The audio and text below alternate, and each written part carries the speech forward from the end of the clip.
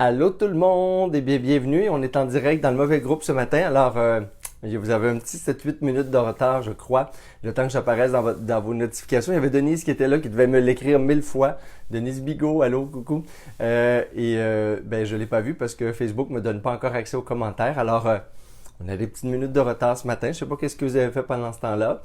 Avez-vous paniqué? Êtes-vous resté détendu? Avez-vous envoyé plein de courriels sur mon messagerie personnelle? Alors, j'espère que vous êtes restés là, en tout cas demeurés à l'écoute. Si pour vous, il n'est pas trop tard de commencer, je vais vous donner un temps là, pour tout le monde pour se connecter. J'étais dans un autre groupe, c'est mon erreur. J'ai enlevé mes lunettes juste avant de choisir le groupe, puis ça a l'air que c'était par hasard, ça n'a pas été le bon. Alors j'ai donné une introduction d'enseignement ce matin à mon groupe de Devenez guide de méditation. Voilà, il y a eu un petit extra là ce matin. La plupart sont dans ce groupe-là et je réussis pas à voir les commentaires. Alors, bon matin tout le monde. Ceux qui sont en direct, bien, on est en retard. Ceux qui sont en différé, bien, ça change absolument rien pour vous. Je prends une petite gorgée le temps que tout le monde se connecte. Bon, on est rendu à 40 quelques personnes. Ça devrait bien aller.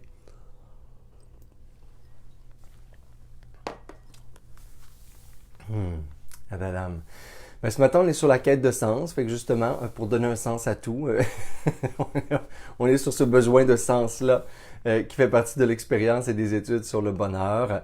Alors, je vais faire une introduction un peu plus courte pour nous permettre de faire une méditation, faire la méditation et la pratique que j'avais prévue. Allô, ma belle Amélie d'amour, coucou!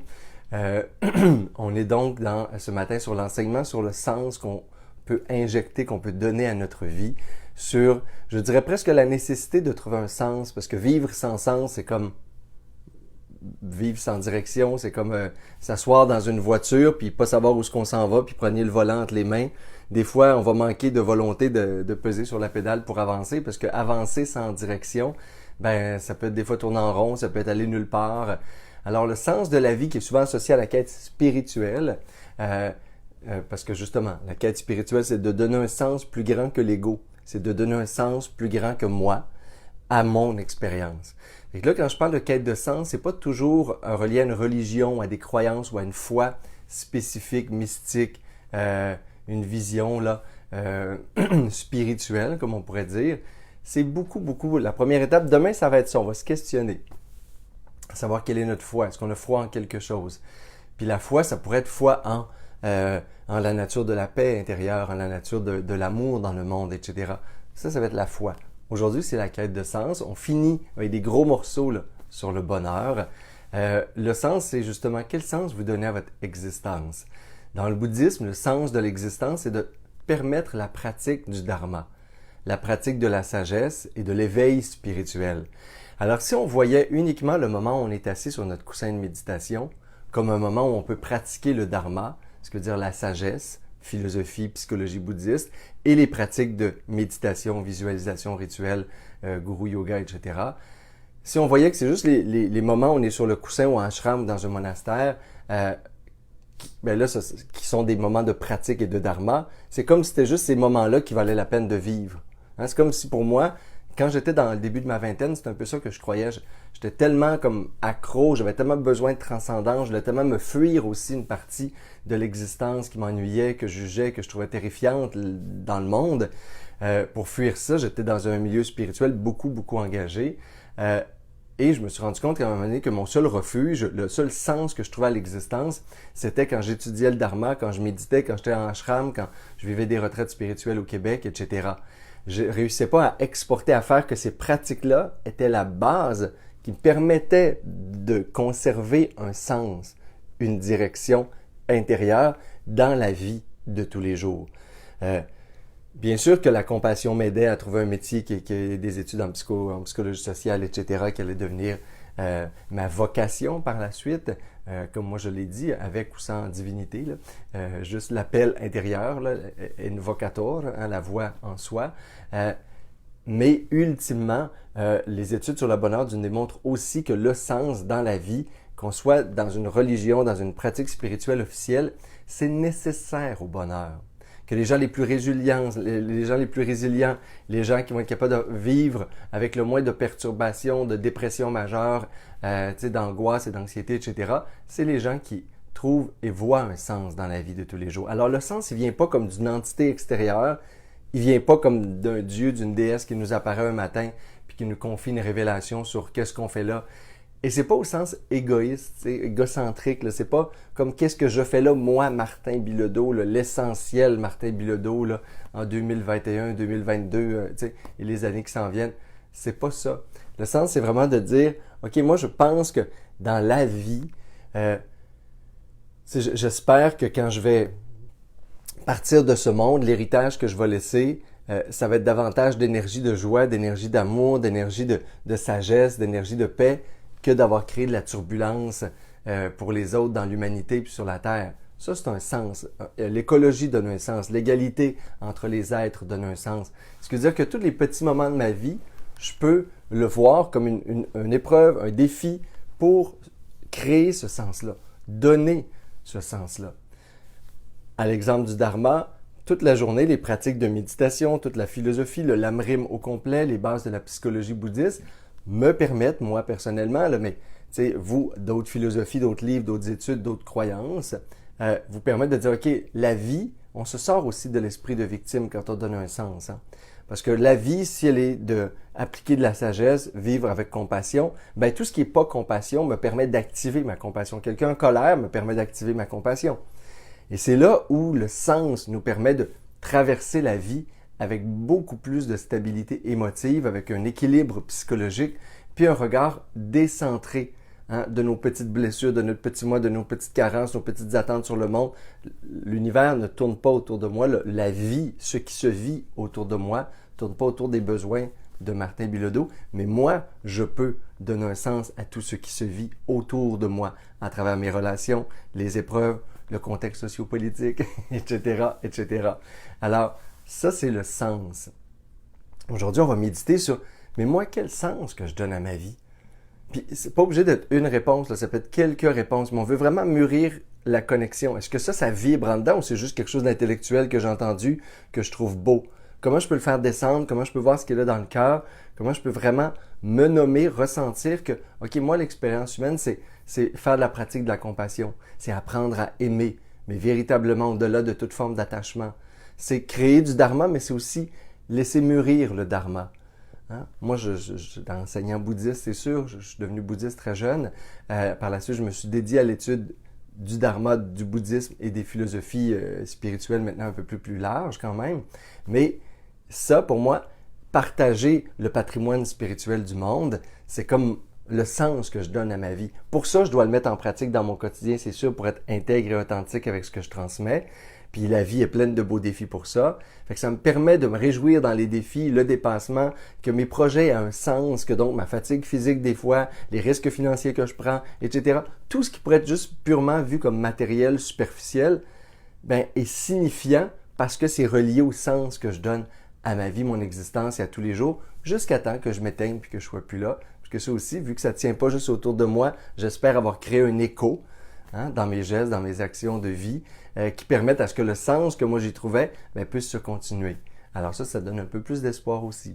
Alors je ne sais pas pour vous c'est quoi le sens que vous donnez. Le sens peut être d'éduquer des enfants, ça peut être de transmettre aux prochaines générations. J'ai aucune idée. Mais ce matin, on va méditer. Ça fait du bien retrouver notre sens. Puis surtout quand le sens se perd à l'extérieur de nous, c'est à nous de s'asseoir sur notre montagne sacrée à l'intérieur de nous, d'éveiller notre conscience et de dire, OK, cette existence, quel sens que je lui donne? Cette vie, cette précieuse vie humaine, elle signifie quoi pour moi? C'est quoi l'expérience que je veux en dégager, en vivre? Et on essaie de creuser avec plus de profondeur et que ce soit de plus en plus senti. On essaie de voir s'il n'y a pas d'autres appels, comme pour moi, il y a aussi la purification du karma, des notions sur le karma qui sont importantes et ainsi de suite. Alors, il va peut-être avoir plusieurs sujets, plusieurs sens dans cette grande quête-là de sens qu'on veut injecter à la vie, qui transforme notre regard sur les événements, sur les situations. Alors, c'est ce qu'on médite ce matin. Boum, boum, boum, un petit 10 minutes.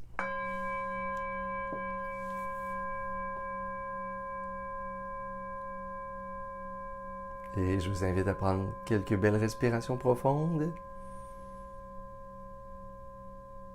Inspirez par les narines, expirez bouche. Stabiliser le corps tout doucement, juste inviter le corps à rester immobile. Contempler cette stabilité, cet équilibre, cette force, quand le corps s'immobilise et devient comme une montagne, bien ancrée à la terre.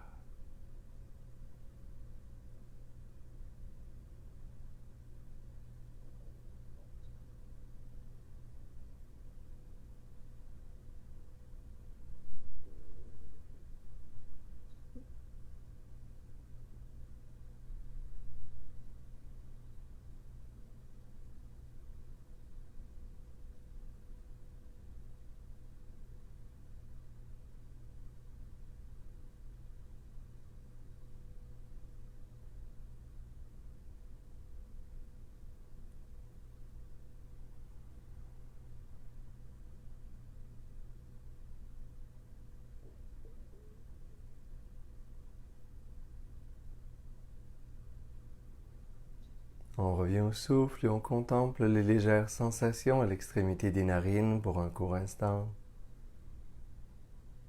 en laissant la respiration être détendue, à la fois naturelle et à la fois complète.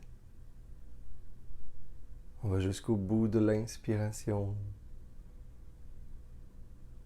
jusqu'au bout de l'expiration. Et lorsque je perds mon objet de méditation, qui en ce moment est le souffle, je souris et j'y reviens sans détour.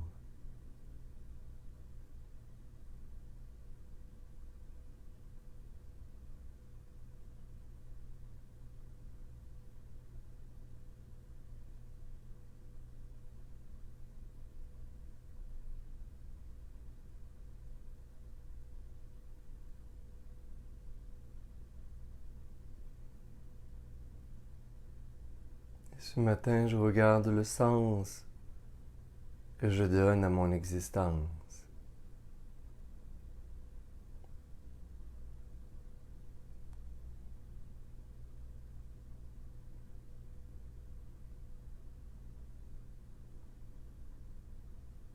La signification de tout ceci. Quelle direction intérieure je veux prendre? Qu'est-ce que je fais ici? Qu'est-ce que je fais de ma vie?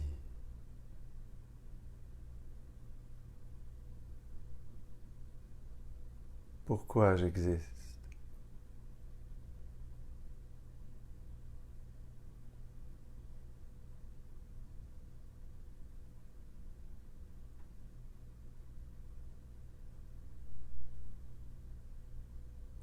Et les réponses sont intérieures.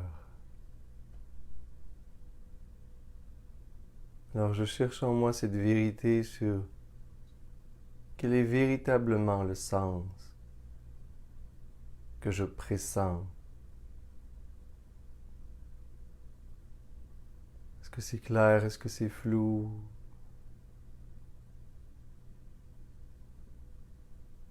Et je suis là pour le trouver. Ma quête de sens est une quête de vérité intérieure. Je me dépose. Je regarde au centre de moi-même. Quel est le but que je donne à mon existence?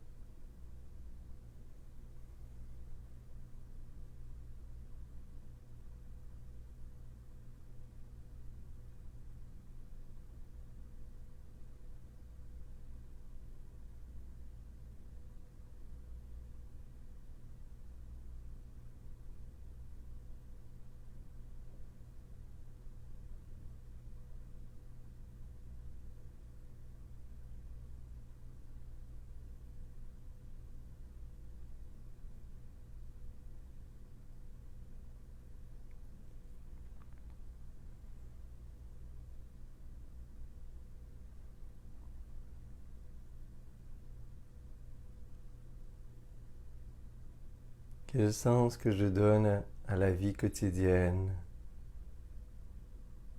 à mon travail, à ma famille, aux relations humaines en général. Quel est le sens des épreuves, de l'impermanence, des transformations?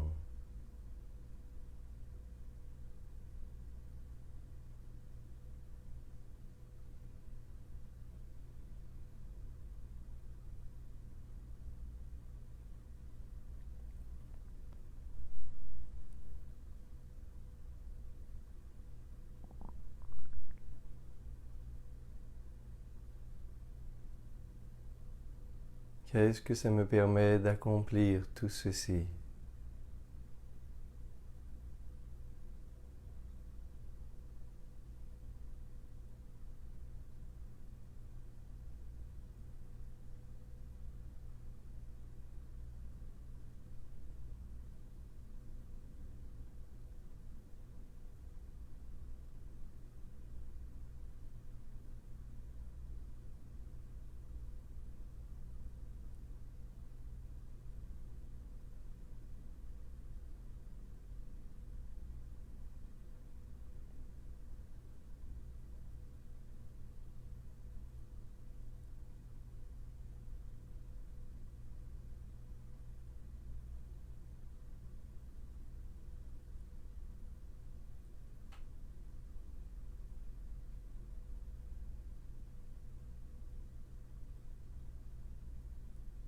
Et quand je trouve une réponse comme un appel intérieur, une vérité,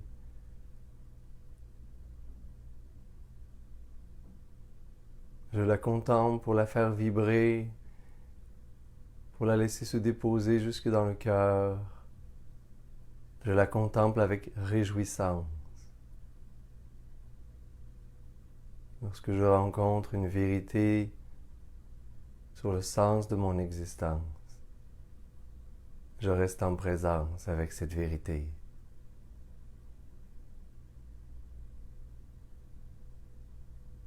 Je me réjouis.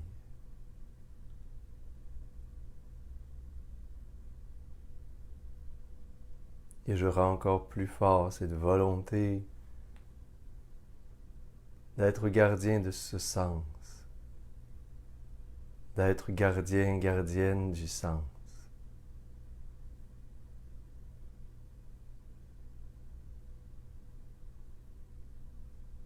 Pour faire de mon expérience humaine une expérience sacrée, signifiante.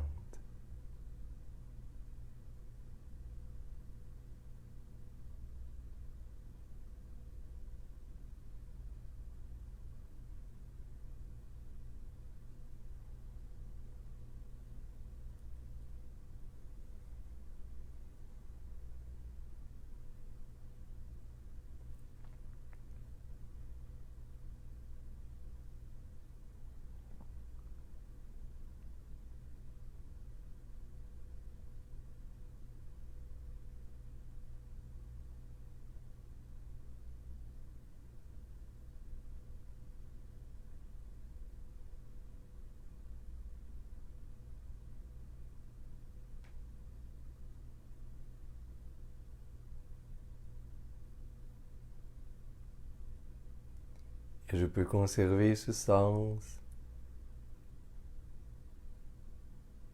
cette vision à l'esprit,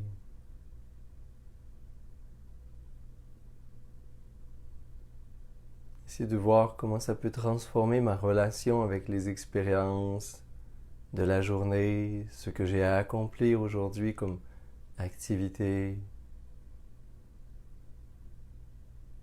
Si je choisissais d'injecter ce sens dans mon quotidien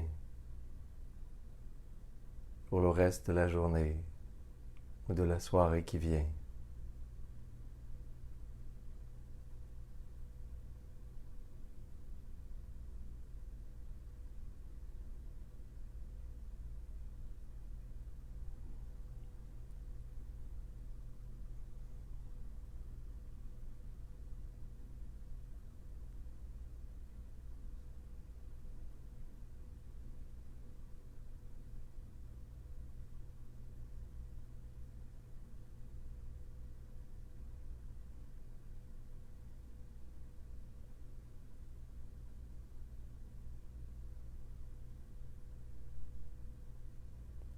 Et vous pouvez doucement reprendre quelques respirations plus profondes.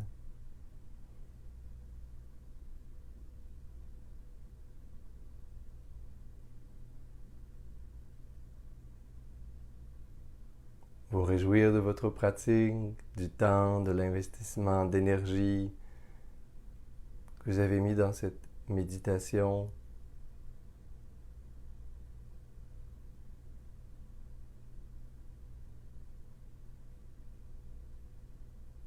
Amenez les mains au cœur en namasté, les frotter légèrement ensemble.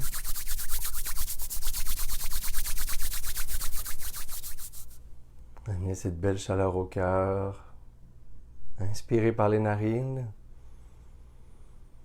Pour expirer, bouche. Et inspirez pour expirer et faire vibrer le Om.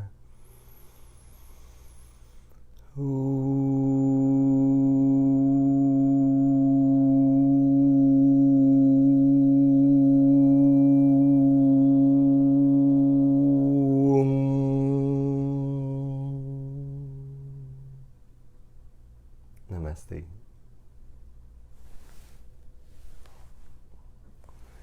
Namasté tout le monde. Eh bien, j'espère que vous êtes tous revenus pour la pratique aujourd'hui. Demain, on est là, même heure, même poste. Je comprends le sens de l'expression, même poste. Alors, voilà. Passez une magnifique journée et trouvez le sens même quand vous attendez quelques minutes avant que je me branche le matin. Si ça arrive encore. Et je vous souhaite de vous amuser aujourd'hui avec cette réflexion sur la quête de sens. Et on se voit demain. Namasté.